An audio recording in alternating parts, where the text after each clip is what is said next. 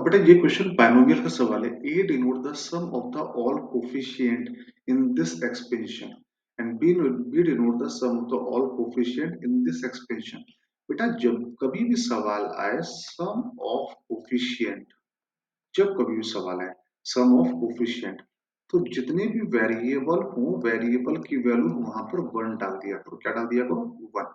तो जैसे यहाँ पे बात करें तो यहाँ पे अगर वेरिएबल अच्छा वन क्यों डाल देते हैं, इसका अगर आपको रीजन जानना है कि वन क्यों डाल देते हैं तो थोड़ा अगर मैं समझा दूं आपको। जैसे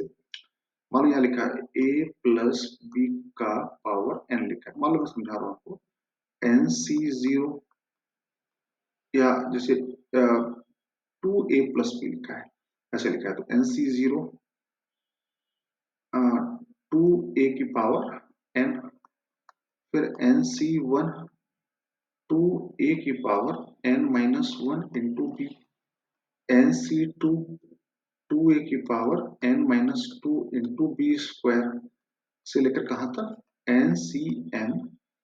टू ए की पावर जीरो बी की पावर एन। ठीक है, अब बात करो तो कोफिशिएंट यहां पर जैसे मैं यहाँ पे क्या करूं, जैसे मान लो कि मैं इस सवाल में कि आपको क्या पूछा सम ऑफ द कोफिशिएंट, अगर केवल क्या पूछता, अगर इस सवाल में पूछता सम ऑफ बाइनोमियल कोफिशिएंट, इस सवाल में मान लो पूछता, यहाँ मुझे पूछा नहीं गया है, अगर क्या पूछता सम ऑफ बाइनोमियल कोफिशिएंट, तो आपको एन सी जीरो प्लस एन सी वन आपको ये निकालना है। नाउ देन आपको ये निकालना होता है एन सी जीरो एन सी वन एन सी टू से लेकर एन सी एन, आपको ये फाइंड करना होता है। अब ये कैसे निकल के आएगा यहाँ से, ये यहाँ से तभी निकल के आएगा जब आप two a equal to one डालो और बी इक्वल टू वन डालो, तो ना टू ए की जगह क्या डालोगे वन, तो फिर क्या बचेगा N C zero, to a की जगह पे वन और बी की जगह पे वन, तो क्या बचेगा N C one, to a की जगह पे वन बी की जगह पे वन, तो क्या बचेगा एन सी टू। तो sum of the binomial coefficient यहाँ से निकल के आता है। लेकिन अगर पूछे सम ऑफ कोफिशिएंट तो आपको केवल ए और बी को डालना है वन, तो इससे क्या निकल के आएगा एन सी जीरो टू की पावर एन, एन सी वन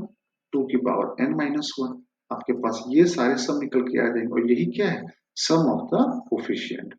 आई थिंक सबको समझ में आया होगा कि जब कभी भी sum of the binomial coefficient पूछे तो पूरे पूरे इसको टू ए की जगह पे वन और बी की जगह पे वन, और जब कभी सम ऑफ द कोफिशिएंट पूछे तो ए की जगह और बी की जगह पे वन। ये कॉन्सेप्ट कई बार एग्जाम में पूछा गया है, तो अब इतना आपको क्लियर है। तो इस सवाल में एक्स की जगह पे डाल दो वन, तो क्या बचा one minus three plus ten की पावर एन, तो कितना है एट की पावर एन। सिमिलरली बी कितना आ जाएगा टू की पावर एन, अब एट की power n we can write two की पावर थ्री एन, तो ए बराबर टू की पावर एन का क्यूब और ए बराबर टू की पावर एन की जगह बी,